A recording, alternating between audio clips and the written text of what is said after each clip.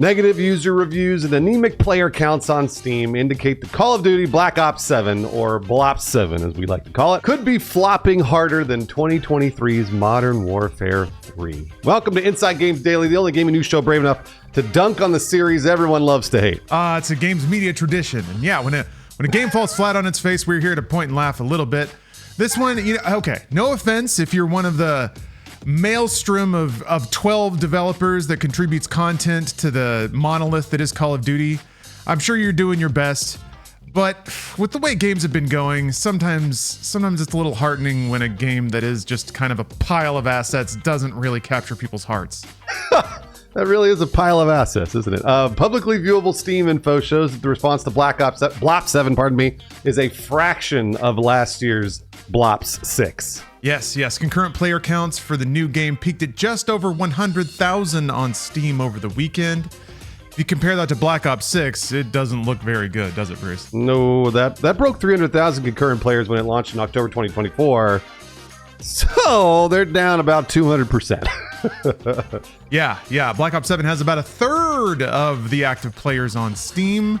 That's an oof. What's even more oof-worthy, I saw this in the data, BLOP 6, the concurrence actually went up in the month leading, and then they started to trail off as it tends to happen. But Black Ops 6 actually gained some steam in the weeks after release.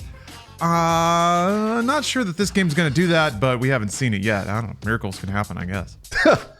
This compares even less favorably to Black Ops 7's current competition. This might be another major reason why Black Ops 7 is doing so very poorly. Battlefield 6 saw a slight decline in players on BLOP's launch day, dipping from 325,000 earlier in the week to 257,000 on Thursday before recovering to 300,000 over the weekend. Yeah, the fact that it went up and all is a pretty good sign. Meanwhile, Arc Raiders, and this is really shocking, is only growing in popularity. Arc Raiders actually hit an all-time concurrent player record over the weekend at 481,000 players. So despite Call of Duty launching alongside it actually gained players over the weekend. Yeah, and we need to make the usual disclaimers. These are all Steam numbers. Who knows what they're doing on console, right? I mean, BLOP 7 could be a huge success on Xbox, and I'm going to be honest with you, we would totally know. They would tell us, but they haven't told us, so. Yeah, time was, they would, about a week after every COD launch, we'd get a press release with some way to spin the performance to say that this one is the best one ever. They'd find some metric. Those haven't happened in a while. I wonder why. But yeah, Bruce, you bring up a good point. There is a possibility that the game is a runaway success on PlayStation, or that Game Pass, a lot of players are opting to do that, pay the $15 or $16 PC Game Pass subscription for 1 month, rather than buying and playing it through Steam. But that was the case with Black Ops 6 as well. So yeah, while we never have apples to apples comparisons, we have found here, especially looking at this data a lot, that this sample size on Steam, it can be typically representative of the larger market because they're all they're seeing the same things and making the same decisions. All right, Lawrence. So why the sudden downturn? Why do people hate the biggest video game in the world? Yeah, it's fun. I think I have a bit of a history. It's a pastime of mine to analyze the reactions to every year's Call of Duty and put it in context with current sociological conditions. But this one's pretty simple. People just don't like it. Yeah, no, that's true. Despite a respectable 83 average on Metacritic, the game earned a 1.8 out of 10 in the user score, which Metacritic appropriately labels as overwhelming dislike. An accurate phrase, yes. The gamer notes that this is the worst user score for any mainline Call of Duty game ever, so far anyway. That's somehow below 2023's Modern Warfare 3, which just had a 2.3 user average. This actually puts it in the realm of, the DS game Call of Duty Modern Warfare 3 Defiance, which I played and is quite bad, yeah. Most users take issue with the egregious use of AI-generated art assets, like we reported on Friday, and the lack of new content justifying a full sequel. Germinator XY writes, quote, "This is what happens when you try to milk a cow that has been milked hundreds of times before. This game is a Black Ops 6 DLC, which is worse than Black Ops 6 itself." Damn, okay, yeah. Jamie Watts 2033 calls Black Ops 7, quote, "genuinely the worst Call of Duty of all time. Plays like a mobile game, most unlikable campaign of any modern era shooter. Gunplay feels like early 360 days. What is this Ratchet and Clank, Overwatch, floating platforms, shouting plants garbage?" All those things happened in the campaign. Lawrence and I played it. That really did happen. User reviews on Steam are less severe, but only slightly. With only 41% positive reviews, Black Ops 7 currently has a review rating of mixed. Yeah, the complaints on Steam, of course, echo a lot of the same frustrations. Tormentor's Breast Milk, which is incredible username, writes, quote, ChatGPT, generate me a lackluster campaign with reused assets and cringeworthy dialogue. Sure thing, Tormentor's Breast Milk. I know. Say posts that, quote, Black Ops 7 didn't just disappoint me. It mugged my expectations in an alley and ran off with my optimism. I fired up the campaign within 10 minutes. Felt like I was watching someone speedrun a PowerPoint presentation. By the end, I wasn't rage quitting. I was peacefully uninstalling. Like someone setting a toxic ex free. Serenely hitting block on your phone and then just walking into the sunset. Yeah. Now, it's worth noting, it's not all negative, even though right now it is mostly negative. A couple of Steam reviews were very explicit in mentioning that Black Ops 7's Zombies mode is quite good. But even in saying that, most agree that the multiplayer and the campaign don't hold their weight, and Zombies alone doesn't really justify a $70 game. And yeah, I can attest to that. I played a little multiplayer over the weekend, and my first 5 matches were on maps that have already been in Call of Duty. They're kind of throwback maps, one's from Black Ops 2 and older Black Ops. But still, you definitely don't get a premium feeling when you start the campaign and they just toss you into a Warzone map with some randomly generated objectives, or they have you stand in a circle on a multiplayer map for a while, and then you go over into the multiplayer and you play maps you've already played before. Where's the new game? It's just they just tossed everything they already had into a blender and tried to jingle some keys with psychedelic gas to trick you into thinking it was new.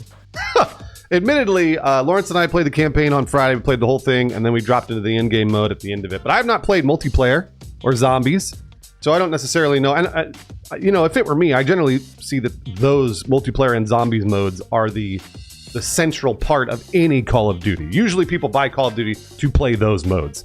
If they play the campaign, whatever, who cares? It's one of those things where if it's there, maybe they'll play it. And if it's bad, whatever. It doesn't usually reflect on the entire game as a whole. Unfortunately, a lot of people are saying that most of this game is bad for the $70 price tag.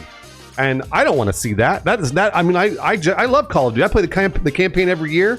I love finding out what they're doing. I'm a huge fan. One of my favorite campaigns of all time in any video games is the 2019 Modern Warfare reboot. I love that campaign. I thought it was amazing. So it's just a real bummer to see Black Ops 7 fall so far and kind of so fast too. Absolutely. Yeah, I agree. I'm also a huge fan of Call of Duty campaigns, but they've long been in a weird spot as far as Call of Duty as a package is concerned, because you're right.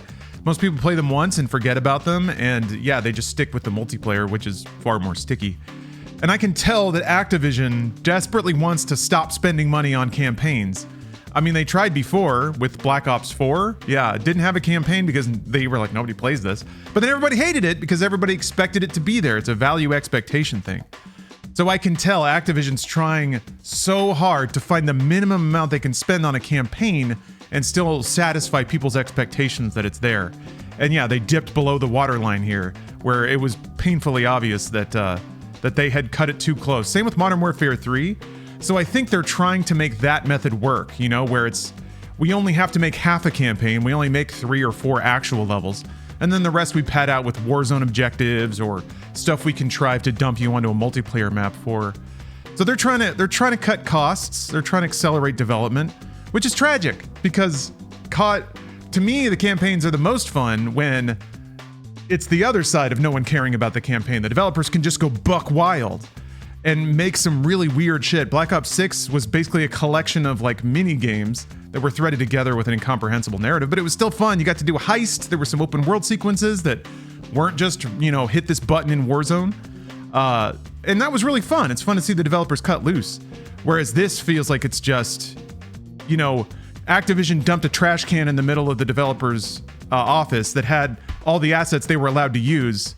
And then they just said, make a campaign with this in 6 months or something like that. That's what Modern Warfare 3 felt like. It's kind of what this feels like too. I appreciate the bombast. It is very ridiculous, but I think here the ridiculousness is a tool to distract you from all the content reuse, which is tragic. If it had the ridiculousness plus some bespoke content, it'd be really nice. But yeah, they're cutting it a little close to the bone. And I think that also is what prompts this reaction. I remember, unfortunately, people hated Infinite Warfare because the trailer was just so overblown and people were getting sick of that progression. And here comes Infinite Warfare, which is the most bombastic, ridiculous space and lasers and G.I. Joe dudes. And what's weird is the campaign was like very, very grounded, like a lot of naval terminology and military. A great campaign.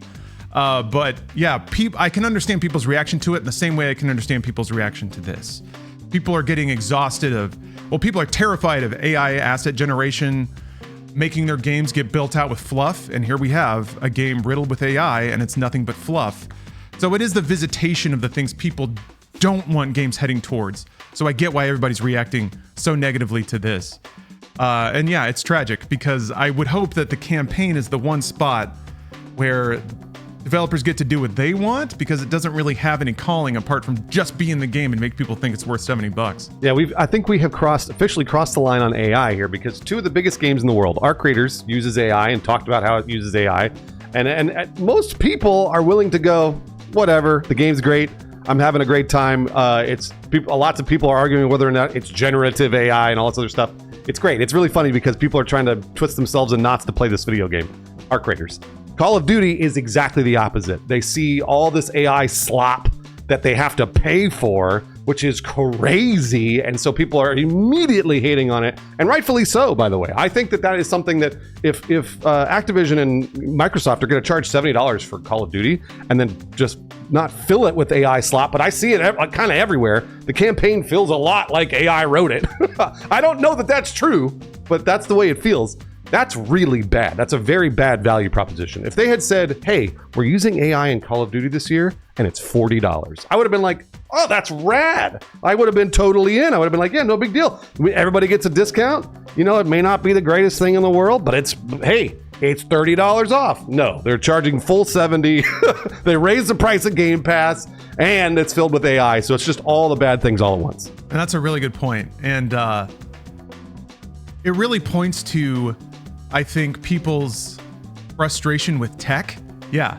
Any improvement in tech usually means that some asshole executive is going to make way more money and the thing that we enjoy is going to get shittier.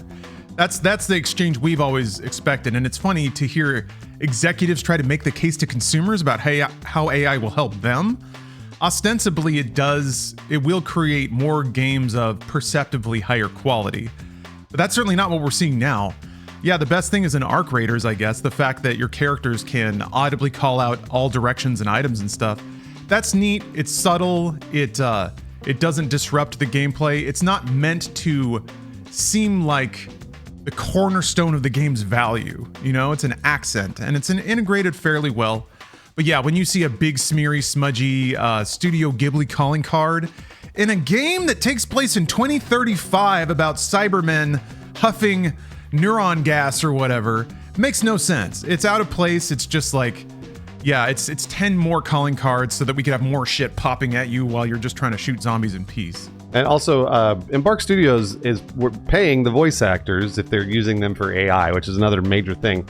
I don't know if the developers at Activision making Call of Duty are getting paid to make those $15 calling cards that are Studio Ghibli AI art. You know, like that's the thing, is that if they're paying those developers extra for making more AI art, great, that's so cool. I want to see all those people, boots on the ground, getting paid a lot more. No fucking way, Lawrence.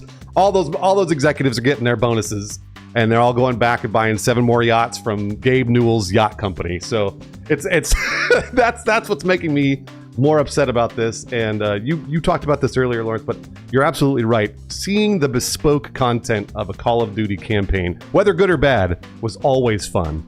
I loved that. And this, for the first year, really does not feel like that. Yeah, I agree. And I agree too. I think the 2019 Modern Warfare reboot, probably the best campaign in recent memory. Man, it was so good. But I guess after Modern Warfare 3, I could feel the pit in my stomach sink. I was like, oh, this is what they're gonna do, damn it. Well, the experiments keep on going. Hey, maybe next year. And again, apologies if you worked on this game. I don't mean to slight your work or your input, but I am pretty happy that games with a little more concentrated effort, a little more of a creative vision, I guess, like Battlefield 6 or even Arc Raiders. I'm glad that the market has not swallowed this as eagerly as I think corporations were expecting them to. Boy, me too. And thank you very much for swallowing our video today. We appreciate it. It's made fully by humans. Our editor, Shooklin, works very, very hard every single day to edit this. Doesn't use any AI at all, as far as I know. So thank you very much for watching. Please subscribe to the channel. Do a hype if you're on mobile. If you're on YouTube mobile, there's a little hype button that you can do. And we also like to shout out a few folks that support the Inside Games Patreon. We have a Patreon, and they support us directly with their money every single month. That's Liger Zero Panzer, James Breyer. IMAX is worth the money. Thank you very much. And as far as we know, those people aren't AI either. And we'd have a real devil's problem on our hands if this show was supported directly and financially by AI. What would we even do? What would we do? What would we do? Where do video games go?